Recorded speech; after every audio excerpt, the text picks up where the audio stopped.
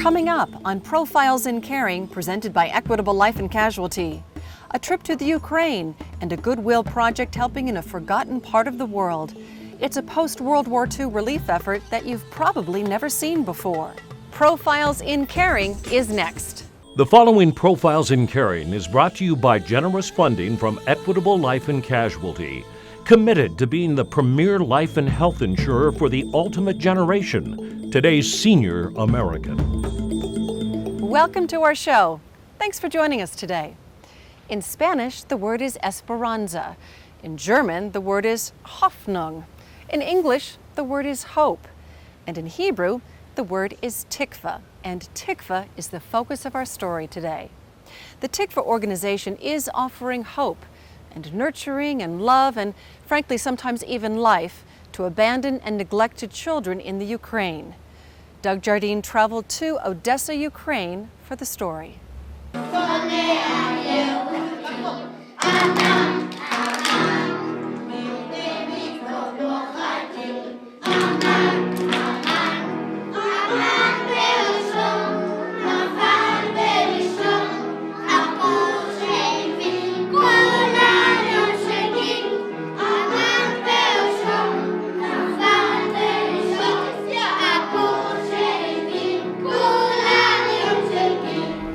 Before World War II, close to 250,000 Jews made this great port city of Odessa, Ukraine, their home.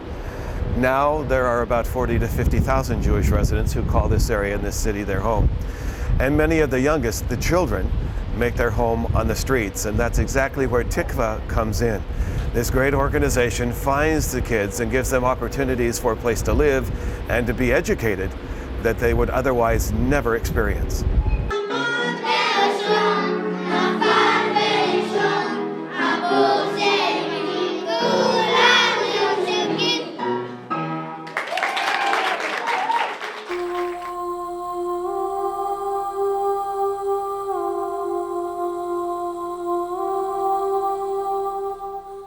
For so many years, there was only frustration when dealing with Ukraine's orphan population. The state-run programs were ill-equipped and poorly administered, and of course, that meant those who suffered were the children. In political speak, some here may try to tell you the orphanages did their best or tried their best to help parentless and abandoned children. But to witness what has happened in Ukraine in the last few years with the privatization of some orphanages almost makes you wonder how any child ever survived prior to people like Rabbi Shlomo Bakst or humanitarian groups like Tikva. It's written in the Jewish books and in the writings that one who saves one person, it's as if he saves a whole world. And that's really our motto, that's really what leads us and drives us. The rabbi came here and he taught what he said to me 13 years ago. He said, if there would have been a plane the next day, I would have left on that plane. It was so terrible here. It was desolate. It looked like there was no hope. Tikva is hope, and the rabbi gave it a chance, and he decided to see what he could do. And he opened, at the beginning, he opened the education system. He didn't start with the orphanages. He opened the schools. Tikva's stated core mission is to care for the homeless, abandoned, and abused Jewish children of Odessa, Ukraine. The organization aims to provide the children with a loving home, essential social services, and a quality education, ultimately providing what the group believes would be an opportunity for a brighter future, either right here in Odessa or perhaps even in Israel. Why did God choose you to do this work? I'm not a prophet. I can't say why God sent me here. What I can say is that certainly I feel the hand of God that I was sent here, and if I was already sent here, we have to do it as our job the best possible way. What Rabbi Bakst did under the most dire of circumstances caught the attention of extremely successful Jewish American business people who, in an effort to help the children while assuring they kept a keen and fresh sense of their Jewish heritage, opened the pipeline of funds for the establishment of an organization and child outreach here in Ukraine that has literally saved the lives of thousands of young Jewish children. Now, with the help of volunteers, the work steadily moves forward. Tikva means hope. And that's what it means. I mean, there's no question. And these people here are doing God's work. I mean, I know it sounds a little bit strange to say that, but I really believe that. And without Tikva, these children would have no hope. Larry is just one of several who make annual trips here to see, to feel, and to help. But Tikva and the children are more than a simple charitable pastime for Larry. Over the years, these kids have almost become his own. This is a magical place, and I don't, I know these words may ring hollow to those who have never been here before.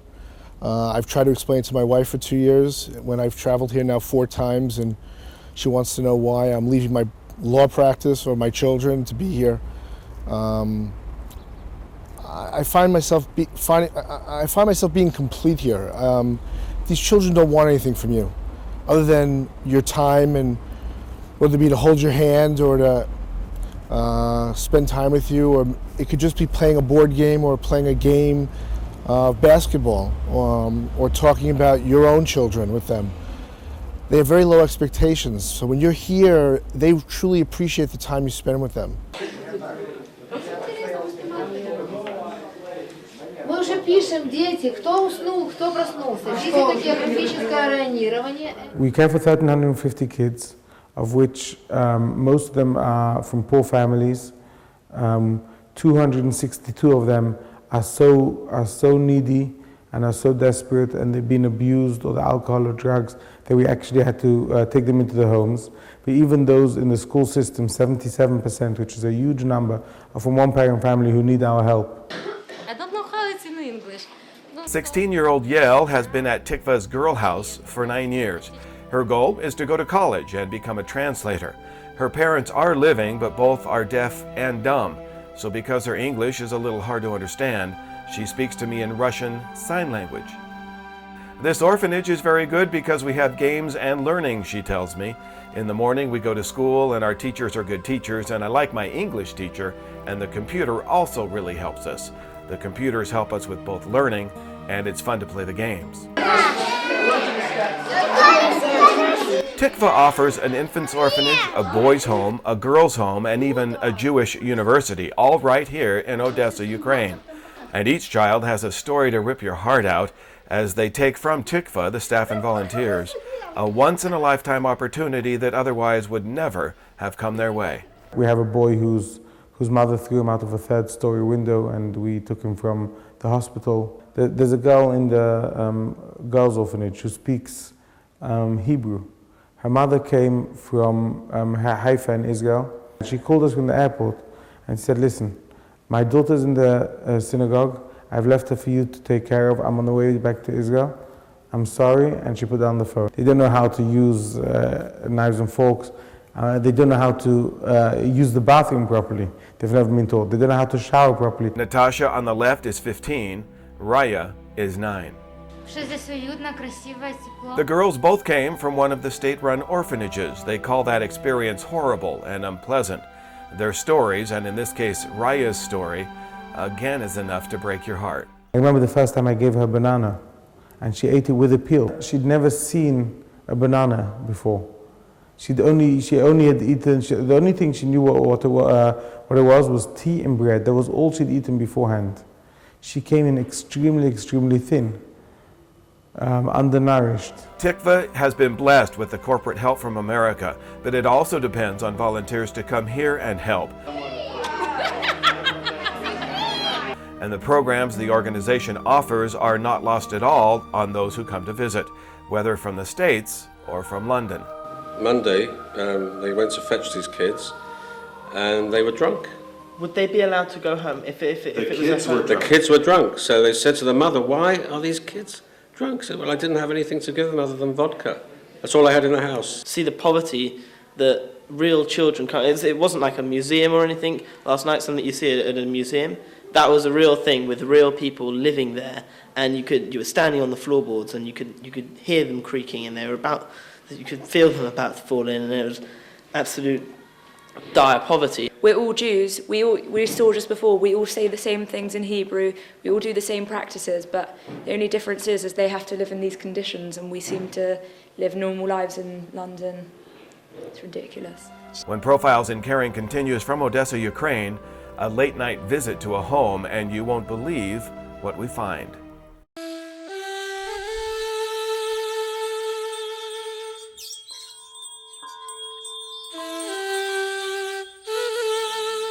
Welcome back to Profiles in Caring, and our focus today on Tikva, an organization offering hope to Jewish children in the Ukraine. Here again, Doug Jardine.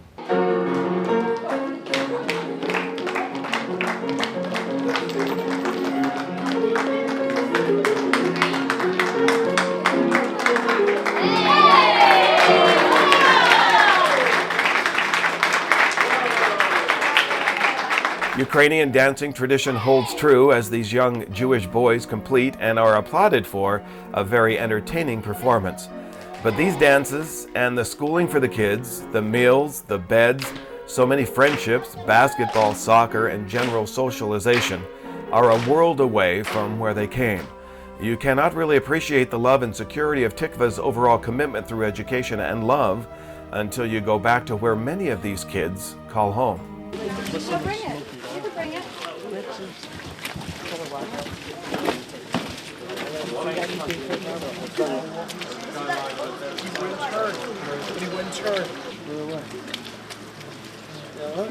As we look at the entire picture of what's happening here in Ukraine and with Tikva, it comes into better focus as we travel about 80 miles south to a very small village at 11 o'clock at night to meet a family who's being helped by Tikva, still living in dire straits.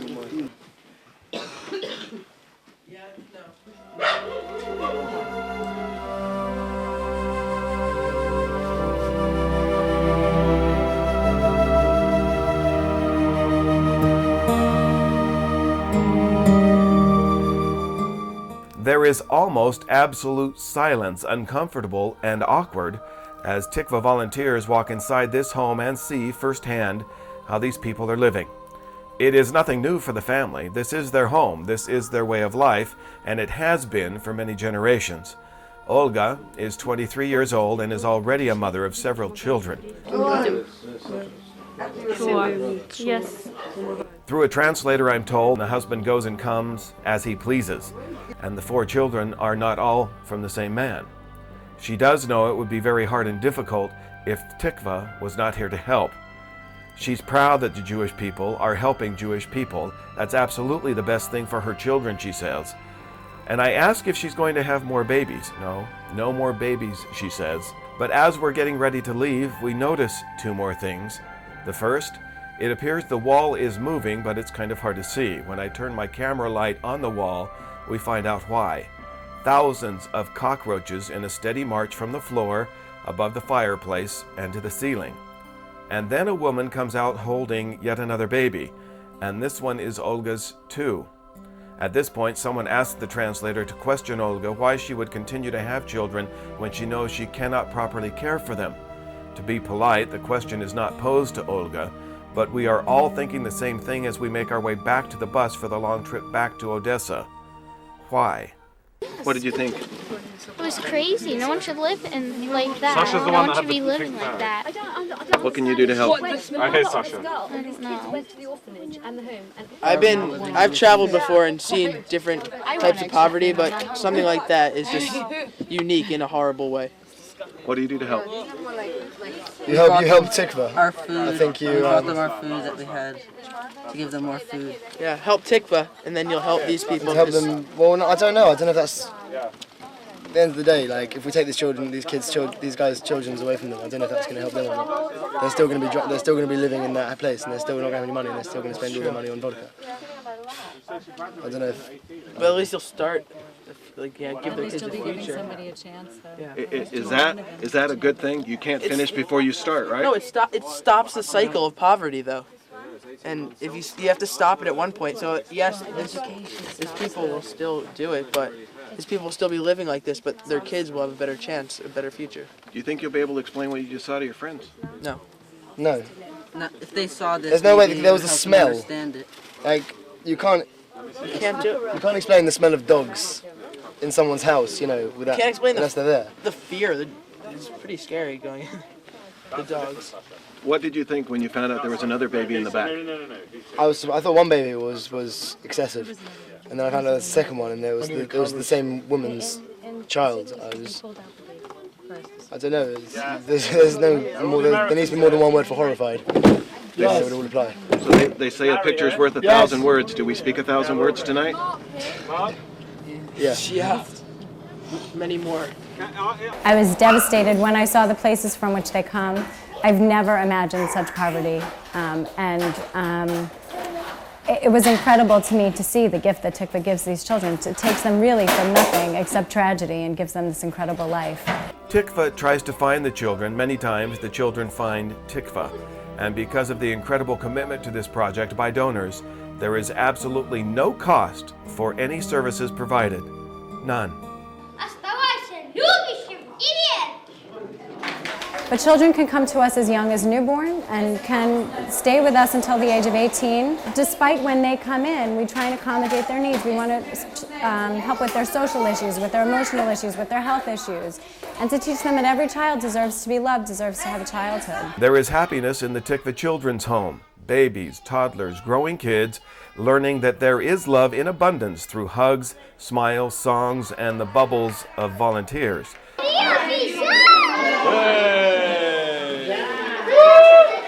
The children know that others care. The volunteers, many of whom brought their own children to experience this with them, know that this is a life-changing moment. I had a number of experiences this whole trip where at any given moment, for the moment I was in, I would say to myself, can I believe I'm sitting here? These surreal moments where, you're halfway across the world, in a different time zone by far. You're experiencing something so intense and so real that's going on every day when we're going about our regular lives here, where, for the moment you forget where you are, but at the same time, it's so surreal of where you are. I mean, that's been a major experience for all three of us, and I think everybody on the trip. When Profiles in Caring continues, where does Tikva go from here? And the role of orthodoxy in the caring of these orphans.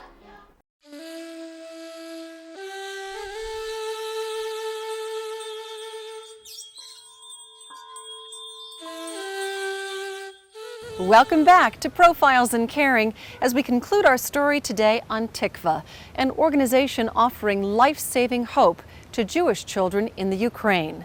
Here again, Doug Jardine.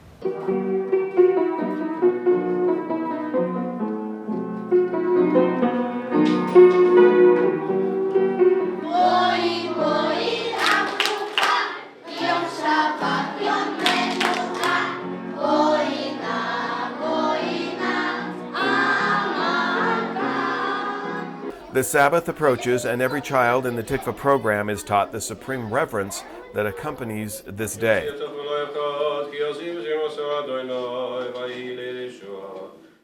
For the next day, they will use no electricity. They will only walk where they are going, and they will carry on hundreds of other sacred traditions in the exact same ways that Orthodox Jews have done for centuries.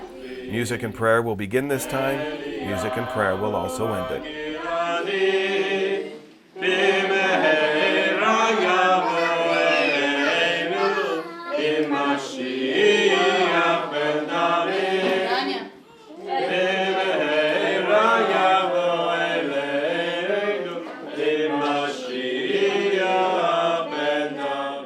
We try to take the kids off the streets, number one. First, whatever we can do to take the kids off the streets and to help them. Then afterwards, naturally, we teach them the way of life which we are used to, not because of any other reason. Now, some of them take it, and some of them don't. And it makes no difference to us. The kids have come from such a difficult life. We're not trying to mess them around. We're not trying to impose on them things which they don't want to do. Though the framework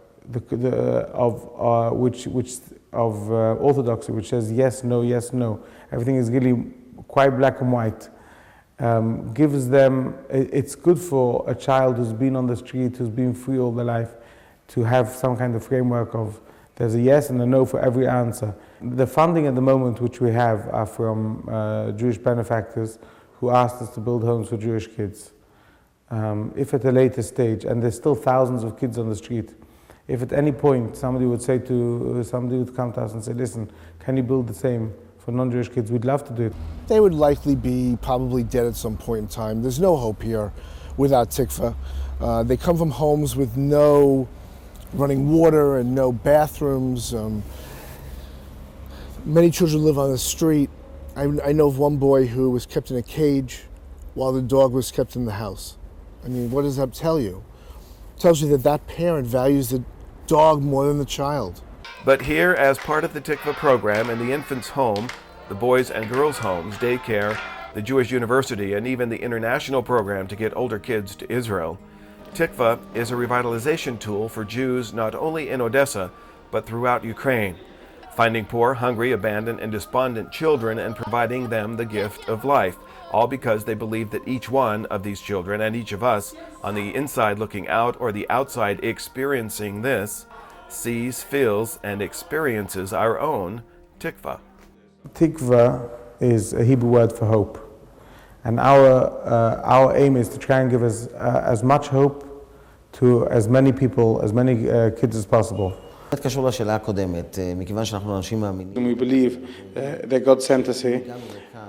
He must have sent us for a reason, and He must know that we were able to be successful, and that He gave us the tools to be successful, and therefore we don't measure our own success. It's not for us to measure. Our success is measured by others. What drives us is to strive to do everything as good as possible, and the fact that we are here, even though it's a privilege to be here, to be able to be chosen, to be able to help the kids. On one hand, it's also very demanding of us because it means that we could do it, and if we don't do it properly, we're not doing what we're meant to be doing.